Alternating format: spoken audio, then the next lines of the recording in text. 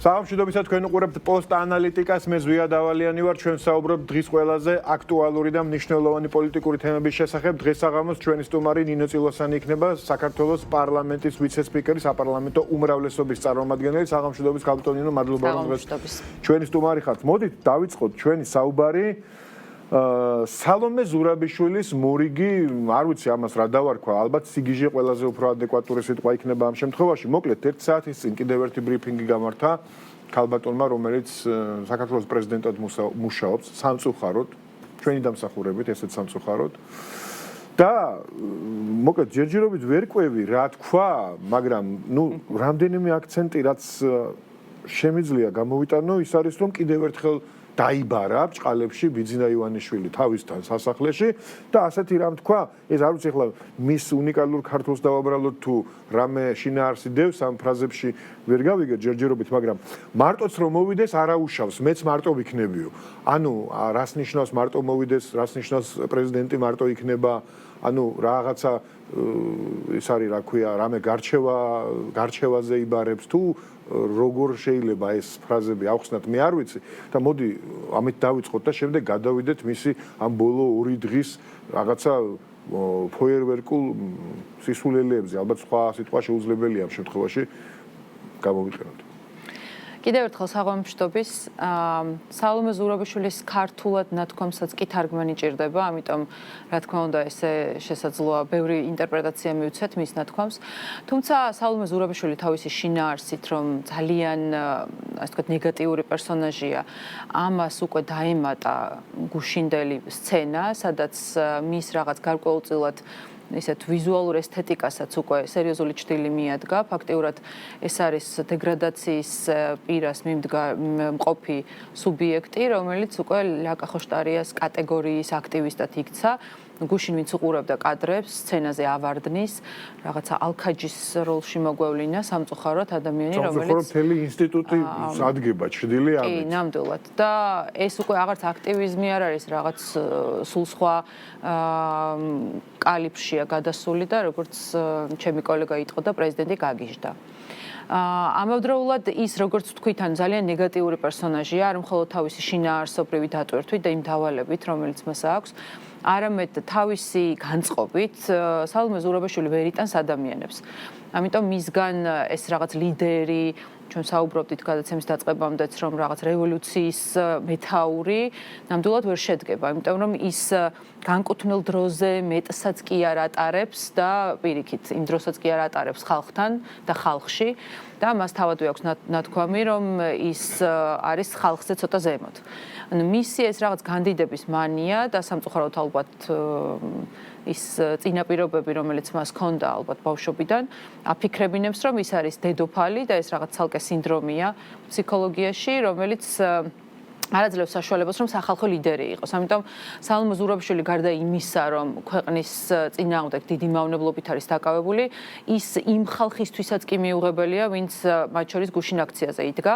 და ალბათ ვერაფერს ვერ მოიფიქრებდა იმაზე უკეთეს ვინმე ამ ბუნებაში, ვიდრე სალომე ზურაბიშვილმა გუშინ აქციაზე გააკეთა. მან პირდაპირ დაშალა აქციაზე მყოფები, მისი წასვლის შემდგომ მომენტალურად იცლება ანუ სცენა, დღესაც ვიცით რომ რაღაც მინიმალური რაოდენობა არის გამოსული.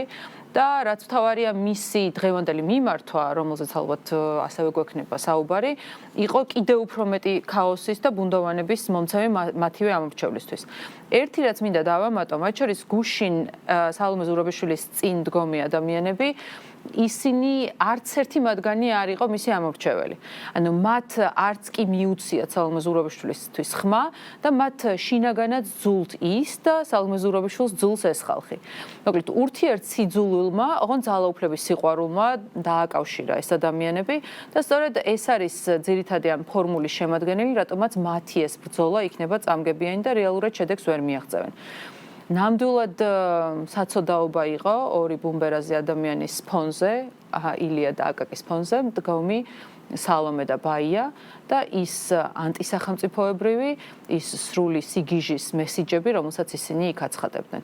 და დღევანდელი მისი, ასე ვთქვათ, ვიდეო მიმართვა ვიდეო მიმართვა გულისხმობდა რომ მოკლედ 29-მდე გაიმეორა რომ არის რაღაც ვადა ელოდება ჩვენს ლიდერებს ბიძინიშვილიდან დაწყებული სხვა დანარჩენებსაც რა თქმა უნდა ეხა ეს იმდენად აბსურდულია რომ მასთან არავინ არ აპირებს მოლაპარაკებაზე სიარულს მით უფრო რომ მისი ინტერესები უკვე ძალიან კარგად გაშიფრულია ჩვენ ერთადერთი კიდევ ერთხელ შეგვიძლია რომ მას საიდუმლო გაუმხილოთ თუ ეს მისთვის საიდუმლო არის და ჯერ აქამდე არ არის დარწმუნებული რომ არჩევნები ჩატარდება 2028 წლის შემოდგომის ბოლო შაბათს და შესაბამისად შეუძლია რომ ამაზე აიღოს ათვლა.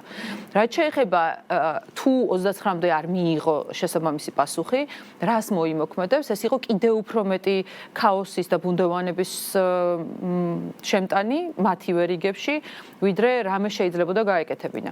მოკლედ რეჟიმის ჩამოშლა, ოღონდ რის ჩამოშლას აპირებს არ ვიცი, იმიტომ რომ მას არავისთან არ აქვს არანაირი პატივისცემა, არც ერთ ინსტიტუციაში, არც ერთ უწყებაში, არც ერთ სტრუქტურაში. ჩვენ ხომ ძალიან კარგად ვიცით, ანუ ჯარი რას ფიქრობს სალომე ზურაბიშვილზე და სასაცილოა, როდესაც ის ჯარისკაცებს მიმართავს, როდესაც მას არაერთხელ მიუყენებია შეურაცხყოფა ყველასთვის. ელემენტარულად ნარკოტიკების ზემოქმედების ქვეშ რომ მოიხსენიებს საკუთარ პოლიციელებს და ისეთი დამოკიდებულება გაქვს შენი ქვეყნის სამართალდამცავების მიმართ, არ შეიძლება რომ მათგან რაიმე იოტის ოდენა პატივისცემას ელოდებოდე, ხო? და თავისთავად როგორც არჩევნებამდე მისი წარმოქმნილი ქარტია იყო წარუმატებლობის ფორმულა, რაც რეალურად არჩევნების შედეგებმა დაადასტურა. ახლაც მისი ეს რაღაცა შემოთავაზებული საბჭო, რომელმაც უნდა ჩამოშალოს რეჟიმი, ასეთივე წარუმატებლობის ფორმულა იქნება. ხო, არ ვიცი, ხან იმ ქარტიას აყალიბებს, ხან რაღაც პარალელურ სამყაროში ცხოვრობს, მე მგონი თავის მხარდამჭერებთან ერთად, თუმცა მხარდამჭერები გეთანხმებით უშუალოდ მას საერთოდ ბუნებაში არ მოეძებნება. ის ხალხი, ვინც დღეს მის გვერდით დგანან, არიან სიტუაციური მოკავშირეები და რომელს იყენებს, კიდე საკითხავია, მაგრამ ყოველ შემთხვევაში ის ხალხი მასზე რას ფიქრობს, ეს ყველაფერი ძალიან კარგად ვიცით, თუნდაც მისი აი იმ არჩევნებიდან, როდესაც ის გახდა საქართველოს პრეზიდენტი, კიდევ ერთხელ ვიმეორებ, ქართული ოცნების დამსახურებით, თორემ ქართული ოცნების ამომრჩეველთა დიდ ნაწილს მაშინაც ძალიან უჭირდა ამ გადაწყვეტილების მიღება, ამას მე გეუბნებით როგორც ერთ-ერთი ადამიანი, რომელმაც მას ხმა მივეცი თავის დროზე. ხო და აი რა არის ეს საბჭო, ან მე რა ვერ გავიგე, იცით? მე ვერ გავიგე ერთი რას აპირებს იმ შემთხვევაში თუ როგორც თავად ამბობს თუ ითხოვს, ხო, ეს ქედმაღლობის სინდრომი აშკარად ყველა მის გამოსვლაში იგრძნობა, ესე იგი ყველას ხომ ზემოდან უყურებს და მათ შორის ბიძინა ივანიშვილსაც ზემოდან უნდა რომ შეხედოს ადამიანს, რომელსაც ალბათ რომლის გარეშეც ის არ ვიცი ხა საქართველოს პრეზიდენტი რო ვერ გახდებოდა, ხა ეს ხო თუ თვითონ არ ესმის, მაშინ იმაზეც უნდა ყოფილა მისი ჯანმრთელობის მდგომარეობა, ვიდრე ჩვენ გგონია. ხო და მოკლედ ყველას რომ ზემოდან უყურებს და ეხლა ამბობს რომ მოვიდესო ბიძინა ივანიშვილი და შემხვდესო, თუნდაც მარტო მოვიდესო. ეს ხო საერთოდ სიგიჟეა, რას ნიშნავს? რატო უსაზღვრავს, როგორ მივიდეს, რა ვისთან ერთად მივიდეს. მაგრამ ნუ როგორც არის. და თქვენ ამბობთ რომ მასთან საერთოდ არავინ აპირებს მისვლას და მოლაპარაკებას აი ამ სიგიჟეზე, რასაც ითხოვს ამ ახალ არჩევნებს, რომელიც საერთოდ რა ვიცი, არანაირი კონსტიტუციური და სამართლებრივი საფუძველი ამისი არ არსებობს.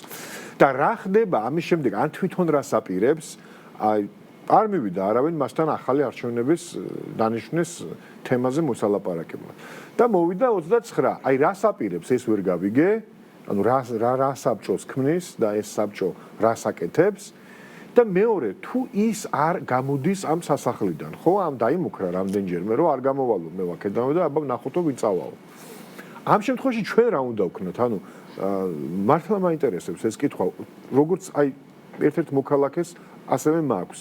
რა უნდა ვქნათ იმისთვის, რომ საერთოდ არ შევრცხვეთ ერთ მხრივ, ახლა ეს რას იმსახურებს, მე ვიცი და ეთერში ვერ ვიტყვი ამას, მაგრამ მეორე მხრივ პრეზიდენტად მუშაობს, რაც არ უნდა იყოს და ანუ ის თუ არ ცემს პატივს ინსტიტუტებს, ჩვენ მაინც რაღაცა ისე უნდა გავაკეთოთ, ალბათ რომ მთელი ქვეყანა არ შევარცხნოთ.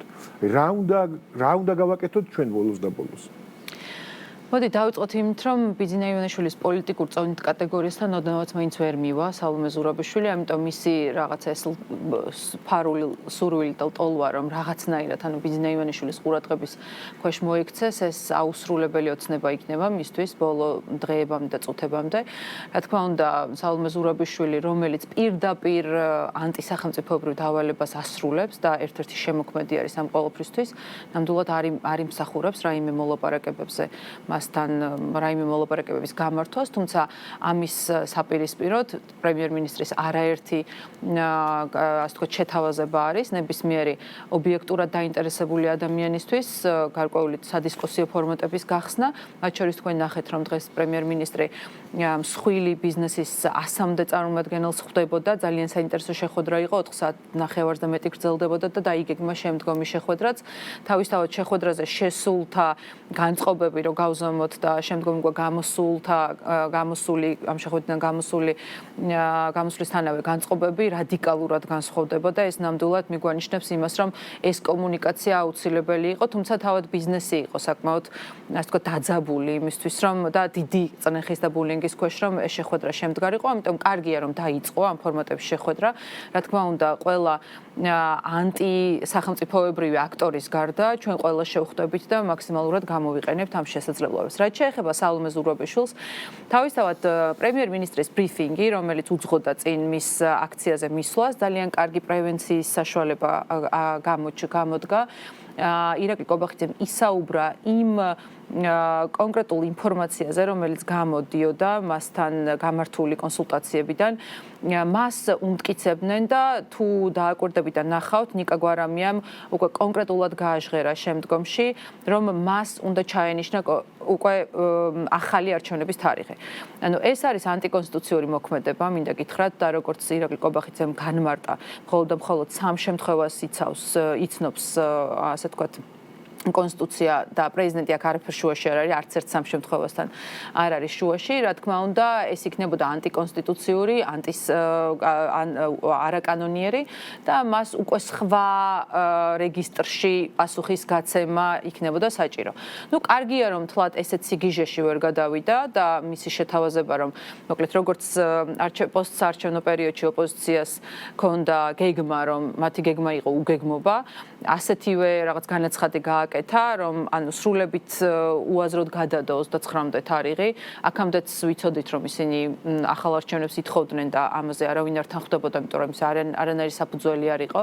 მათ შორის ბოლოს ევთოდრის დასკვნამაც გარკვეულწილად ასე ვთქვათ მოასუფთავა აქ ინტერპრეტაციების ველი და რა თქმა უნდა 29-ის შემდეგაც რა ხდება, ანუ ძალიან ბუნდოვანია მათი ამორჩევლისთვის, რომ ჩვენთვის ძალიან ნათელია, რა თქმა უნდა ჩვენ ვაგრძელებთ ხალხის დაკვეთების შესრულებას, ამ ქვეყნის მართვას და ამ ქვეყნის უკეთესი მომავლის უზრუნველყოფას. თავისთავად ეს მნიშვნელოვანი არის და ბოლო ასე ვთქვათ თქვენი შეკითხვაც რა ხდება იმ შემთხვევაში სალომე ზურაბიშვილი ბოლომდე გიждდება და არ გამოდის პრეზიდენტის სასახლიდან. რა თქმა უნდა, მისი გარკვეულწილად რაღაც ფსიქოდელიური განცხადება, რომ მე ვიყავი და ვიქნები საქართველოს პრეზიდენტი, არ მიგვანიშნებს, რომ მას ნორმალური ფსიქოლოგიური კონდიცია აქვს, რაღაცა პრობლემებთან არის საქმე და არა მხოლოდ იმიტომ, რომ ამის ვიღაცისთვის დაჯერებას აპირებს, მას თავად ჯერა ეს. რა თქმა უნდა, ისინი გააგრძელებენ ცხოვრებას პარალელურ სამყაროში, ოღონდ ეს სამყარო არის სრულებით არარეალური და ილუზიური. ამ სამყაროში ისინი ალბათ შეიკრიბებიან რაღაცებს გააკეთებენ, თუმცა როგორც ცხოვრება გვაჩვენებს, ანუ აქეთ ჩვეულებრივ რეჟიმში წავა და ჩვეულებრივ კალაპოტში წავა ცხოვრება, განვითარდება ეს ქვეყანა და მიაღწევს ახალ ასე ვთქვათ საფეხურებს ევროინტეგრაციის გზაზეც მას შორის, თუმცა აქეთ რაღაც პარალელურ სამყაროში იქნებიან ეს ადამიანები ჩარჩენილი, მათ შორის სალომე ზურაბიშვილი და მისი რაღაც სექტა და მრევლი, რომელიც სრულებით არარეალისტურად აფასებენ მოცემულობას. ამიტომ ერთია რომ რა თქმა უნდა მას შეიძლება ბოლომდე გაგიჟდეს და არ გამოვიდეს, თუმცა მეორე არის რაც აუცილებლად მინდა რომ დაგარწმუნოთ, რომ მოქალაქეების დასაცავი არ იქნება სახელმწიფოებრიობა. როგორც ამ აქციების დროს თავად სამართალდამცავებმა, პოლიციელებმა, სპეცრაზმელებმა საკუთარ თავზე ითავეს, რომ არა მოქალაქეებს შორის გარჩევის საფუძველი გამხდარიყო, აი თლიანად ეს პროცესები, ხო? იმიტომ რომ აქეთ მხარეს დგას 1,100,000-ზე მეტი ამომრჩეველი, რომლის არჩეული ხელისუფლება ვართ და მეორე მხარეს დგას რაღაცა რადიკალთა ჯგუფი, თავისი შეიძლება 800,000-იანი ოპოზიციური სპექტრით, თუმცა იმ 800,000-დან მხოლოდ რაღაცა პატარა ნაწილი არის, რომელიც უკიდურეს ნაბიჯებზე მიდის, ხო? ამიტომ პოლიცია იყო ამ ორ საზოგადოების ამ ორ ნაწილს შორის გარკვეული ურთიერთობების გამრკვევი და სწორედ სამოქალაქო ომის წინაპირობა ის არის, როდესაც სახელმწიფო ვერ დგას თავის ადგილას, ამ შემთხვევაში სახელმწიფო იდგა თავის ადგილას, ინსტიტუციები არის კარგად განვითარებული და მყარად დაიცავს ყველა კანონს და საკონსტიტუციო ნორმებს. შესაბამისად, რა თქმა უნდა, არავის არც ერთ ინდივიდს არ მოუწევს ამ ქვეყნის ინტერესების დაცვა, უპირველეს ყოვლისა თავად სახელმწიფო ინსტიტუციები იდგება ამ დაცვის, ასე ვთქვათ, წინა ფლანგზე და რა თქმა უნდა, ყველაფერი იქნება კარგად. ამ წინა საახალწლოდაც მინდა რომ დავამშვიდოთ ჩვენი მაყურებელი, ჩვენი ამომრჩეველი, ჩვენი საზოგადოება, მესმის რომ ურთულესი და ემოციურად ძალიან დატვირთული დღეები გადაიარა ყველამ, არავის არ გვსიამოვნებდა ამ ბრძოლაში ჩართვა, თუმცა ეს არის ბრძოლა, რომელიც ჩვენ არ დაგვიწყია, ეს არის ბრძოლა, რომლის მიზანი იყო, რომ წაერთმიათ ჩვენთვის ქვეყანა, სახელმწიფო, ჩვენი სამშობლო და ხედავთ მთლიანად მთელ მსოფლიო ველზე, როგორი პროცესები მიმდინარეობს, ევროპაში იქნება ეს ახლო აღმოსავლეთში თუ არაბულ სამყაროში და უკრაინაში რა თქმა უნდა ის მიმდინარეობები ყველგან ფაქტიურად ცეცხლია გაკიდებული, რაღაც პროცესებია დაწყებული, ეს უშუალო საომარი სიტუაცია იქნება თუ ომის წინა და დაძაბულობის წინა პროცესები, მათ შორის ევროპის რამდენიმე ქვეყანაში და თავისთავად ეს ყველაფერი კიდევ უფრო მეტად გვაფიქრებინებს და დაგვაფიქრებს თუ რა საფრთხეების წინაშე ვიდექით. ჯერ კიდევ დგავართ, იმიტომ რომ რა თქმა უნდა პროცესები გაუმჯობესებისკენ მიდის, მაგრამ ყოველთვის სიფრთხილე არის საჭირო და რა თქმა უნდა მანამ სანამ უკვე ძალიან ისეთი ხშირად გაჟღერებადი თემა არის, რომ ამერიკის შეერთებულ შტატებში ადმინისტრაცია ბოლომდე არ შეიცვლება და ეს გარკვეულწილად კუდის მოქნევა არ დასრულდება, ჩვენ მუდმივად ვდგევართ რისკის ქვეშ, როდესაც ბოროტად განწყობილი ძალები, მათ შორის საკმაოდ დიდი დაფინანსებით, ჩვენ ვნახეთ იმედის სიუჟეტი, სადაც სოროსის ფონდის დაფინანსებით და მხარდაჭერით იგეგმება თურმე ჯგუფი დაიტოვეს და სხვადასხვა ვითომ გულმხურვალე აქტივისტების მოქმედებები, ხო? ამაში არავის არ გვეპარებოდა ეჭვი, მაგრამ რა თქმა უნდა, ყოველთვის კარგია კონკრეტული დასაბუთება. ამიტომ ყველაფერი კარგად იქნება, მათ შორის ცალმო ზურაბიშვილის სიგიჟეებსაც სახელმწიფო სათანადოდ უპასუხებს და არავის არც ერთ მოქალაქეს არ მოუწევს, რომ რაღაცა თავისი ინდივიდუალური რესურსით დაიცვას ამ ქვეყნის მშვიდობა და უსაფრთხოება, თუმცა რა თქმა უნდა, გონივრულად ამ სიტუაციის აღქმა და განსჯა არის ის, რაც ითეულ მოქალაქეს შეუძლია და ევალება. დიახ, რაც შეეხება საერთაშორისო ვითარებას და იმას, რომ 20 იანვრის შემდეგ ველოდებით დიდ ცვლილებებს, ველოდებით რა, პრინციპში თავად დონალდ ტრამპის განცხადებები გვაძლევს ამის საფუძველს, მან გუშინ კიდევ ერთხელ გაიმეორა, რომ ომი უნდა დაასრულოს და ომს დაასრულებს ძალიან მალე. პრინციპში ეს არის ძირითადი, რის გამოც ჩვენზე წამოვიდა ასეთი შეტევა და რის გამოც აკეთებს სოროსის ფონდი იმას, რასაც აკეთებს. ნუ ალბათ არა მხოლოდ ამის გამო, მაგრამ ეს იყო ერთ-ერთი მთავარი ტრიგერი. ამის გარდა არის კიდევ ეროვნული ტრადიციების დაცვა, რასაც ვერ უპატიობენ და კიდევ ბევრი რამ, მაგრამ ყოველ შემთხვევაში ამ ომმა, უკიდურესად გაამწვავა სიტუაცია და ეს დასავლური არასამთავრობო ორგანიზაციების ნაწილი ყოველ შემთხვევაში ვხედავთ, რომ პირდაპირ არის ჩართული რევოლუციურ პროცესებში კანვასის ტრეინინგებიდან დაწყებული, აგერ სოროსის ფონდი ახსენეთ და რა ვიცი, მაკეინის ინსტიტუტი და კიდევ რომელი ერთი გავიხსენოთ იქედან და აქ მათი დაფინანსებით მოქმედი ეგრეთ წოდებული ქართული არასამთავრობოები კიდევ მაგათ მინდა თulis. მოკლედ, ამერიკაში ტრამპი აკეთებს განცხადებებს, რომელიც აშკარად გვაძლევს იმის იმედის საფუძველს და ვარაუდის საფუძველს, რომ 20 იანვრის შემდეგ შეიცვლება, მაგრამ მეორე მხრივ 20 იანვრამდე უნდა, ესე იგი, შევინარჩუნოთ სტაბილურობა, ეს არის, ასე ვთქვათ, ჩვენი პროგრამა მინიმუმი, ანუ ყველაზე უახლოესი ამოცანა. და იმათაც იციან, რამდენჯერ თქვეს, გახარიამ ცალკე თქვა, სააკაშვილმაც კი თქვა, რომელიც ვითომ მოწყვეტილია თითქოს პროცესებს, მაგრამ სააკაშვილმაც თქვა, რომ 20 იანვარისთვის უნდა ვიყოთო მზათო. და ისინიც ყველაფერს გააკეთებენ, ფაქტია და ყველაფერზე წავლენ, რომ ეს ფანჯარა გამოიყენონ, იმიტომ რომ იციან, რომ მეტი ფანჯარა მათ არ ექნებათ.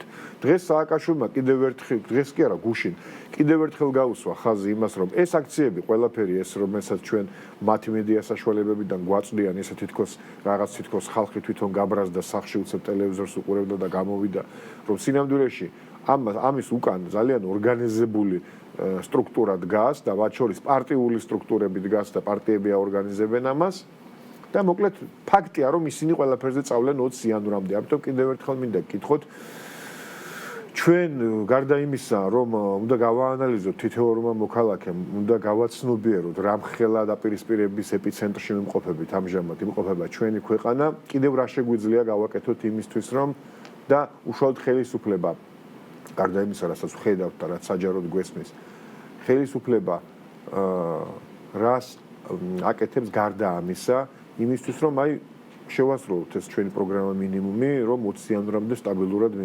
მივიდეთ.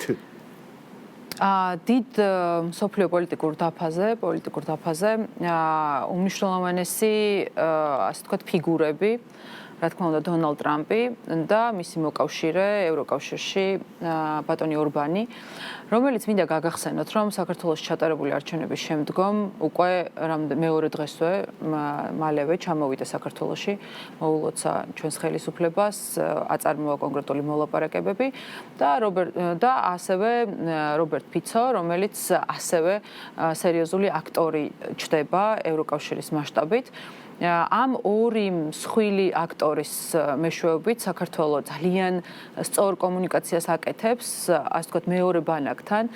ფაქტობრივად ორ ბანაკად არის დაყოფილი მთელი პოლიტიკური სპექტრი, ის ფსევდოლიბერალები, რომლებიც ლიბერალური ვითომ იდეოლოგიის სახელით და მანტიით ანგრევდნენ რელიგიას, ანგრევდნენ ჩვენს რწმენას, აჩაღებდნენ ომებს, ხელს უწყობდნენ ამ ომებს და მათ შორის ალბათ ახლახან თქვენც ნახავდით ჟურნალ გამოცემა ჰილსში სტატია, სადაც ეს სტატია საუბრობს სწორედ იმაზე, რომ დემოკრატები ბაიდენი და მისი გუნდის წევრები უკვე ფაქტობრივად ომის პარტიად იქცნენო და ეს არ არის უკვე ჩვენი მხრიდან ნათქვამი რაღაც კონკრეტული ბრალდება, ხო?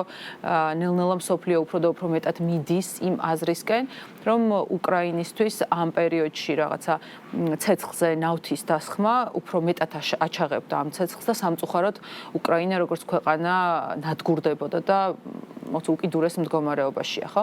რა თქმა უნდა, აქეთ ბანაკი, რომელიც უფრო და უფრო ძლიერდება, ტრადიციონალისტები, კონსერვატიული შეხედულებების მქონე პოლიტიკური ჯგუფები, რომლის წევრიც ვართ ჩვენ. კიდევ ერთხელ გაიმეორა, მინდა უბრალოდ მაყურებელს შევახსენოთ, ბოდიში რომ გაგაწყვეტინეთ, რომ როგორც კი შეუდგება პრეზიდენტის, როგორც კი შევა თეთრ სახლში, პირველივე რასაც გააკეთებს არის ის, რომ ამ ტრანსგენდერულ სიგიჟეს გააჩერებს. ანუ კონგრესის დონეზე და ორივე პალატას იქ უკვე რესპუბლიკელები აკონტროლებენ, განსაზღვრავს, რომ არსებობს მხოლოდ ორი გენდერი, რომელიც ბუნებამ, ღმერთმა და ადამიანმა შექმნა და აღიარა. კი, ზუსტად ეს არის დიდი იდეოლოგიური დაპირისპირება.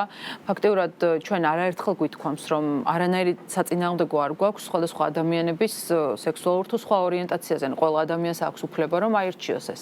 მაგრამ LGBT პროპაგანდა პირდაპირ ეწინააღმდეგება და ანადგურებს ჩვენს რელიგიურ მოსაზრებებს, ხო? იმიტომ რომ თავად პოსტულატებით და ცნებებით ეს ორი იდეოლოგია რადიკალურად უპირისპირდება ერთმანეთს და თავისთავად, როდესაც LGBT პროპაგანდაზე ვსაუბრობთ, ეს მნიშვნელოვნად ანგრევს იმ ღერწს, იმ ღირებულებათა ღერწს და იმ პოსტულატებს, რომელსაც ჩვენი რელიგია გვეუბნება, ხო? ამიტომ სწორედ ეს საფრთხე რო დავინახეთ, სწორედ ჩვენი საზოგადოების ქსოვილი, რითიც არის შემდგარი, ხო? ჩვენი ოჯახები, დიდი გაგებით ოჯახი, ნათესაობა, ნათელმირონი, მთლიანად ეს სოციალური ქსოვილი, რაც არის, ამის რღვევას იწვევდა ის მავნებლური იდეოლოგია, რომლის თავზე მოხვევასაც ცდილობდნენ, ხო?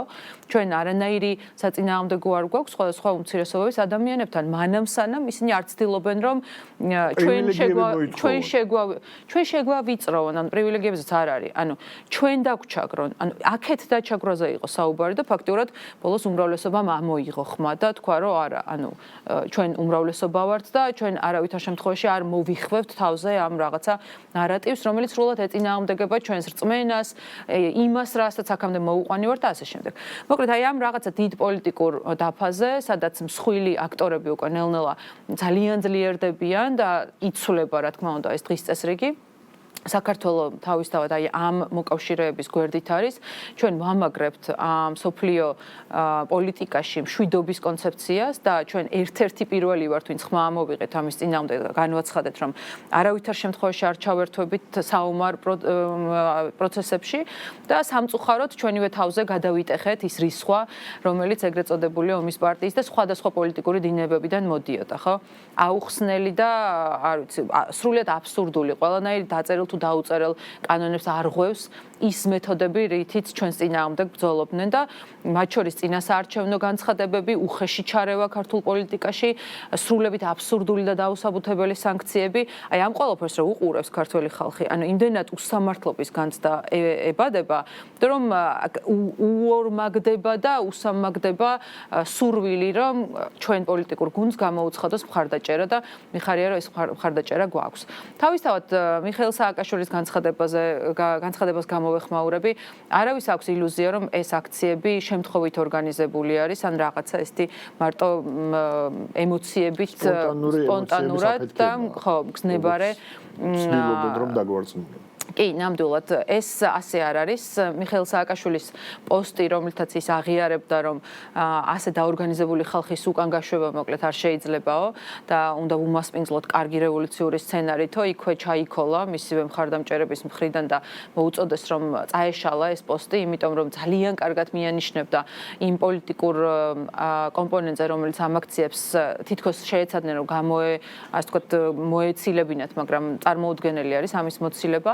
გადაიმალნენ ეს შაუბნელი და დანაშაულებრივი პოლიტიკური სახეები, მაგრამ მათი აჩრდილი რეალურად იმ აქციებზე დგას.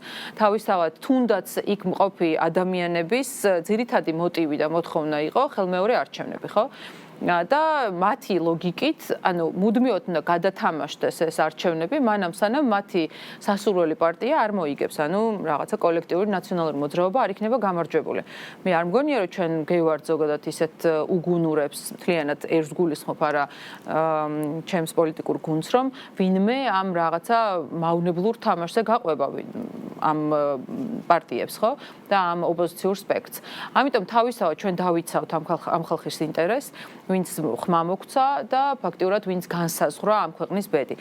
ამავდროულად მინდა რომ თქვენივე ეთერში გავაშღერო, რამდენად სამართლიანი იყო თუნდაც ჩვენი მხრიდან წინასაარჩევნოდვე გაცხადებული პოზიცია. რომ ჩვენ მხოლოდ ღირსებით შევალთ ევროპაში და რა თქმა უნდა ის ფაქტი, რომ 28 ნოემბერს ირაკლი კობახიძემ დაანონსა, რომ საქართველოს არ შეეხვეწება და არ ჩადგება, ასე ვთქვათ, სალფეხზე მდგომის პოზაში და როგორც კი მოგცემთ, გაგვიხსნით მოლაპარაკებებს მომენტალურად მოვაწერთ ხელს. ეს იყო ზუსტად რასაც 26 ოქტომბერს ჩვენმა ამორჩეულმა დაუჭირა მხარი. ამიტომ ჩვენ არაფერი განსხვავებული არ გაგვიკეთებია იმისგან, რასაც წინასაარჩევნოდ ვამბობდით და რასაც ქართულმა ხალხმა მისცა ხმა. ნამდვილად ასეა. დიდი მადლობა მინდა გადაგიხადოთ, სამწუხაროდ ამოიწურა ჩვენი დღევანდელი საუბრისთვის განკუთვნილი დრო. მადლობა მინდა გადაგიხადოთ როგორც ყოველთვის საინტერესო ანალიზისთვის, კომენტარებისთვის. საუბრისთვის ნინო წილოსანი, საპარლამენტო უმრავლესობის წარმომადგენელი, საქართველოს პარლამენტის ვიცე-სპიკერი იყო ჩვენი სტუმარი. მაყურებელს შევახსენებ, პოსტ ანალიტიკა დღეს ამით დასრულებულია. ხვალამდე გემშვიდობებით, დროებით.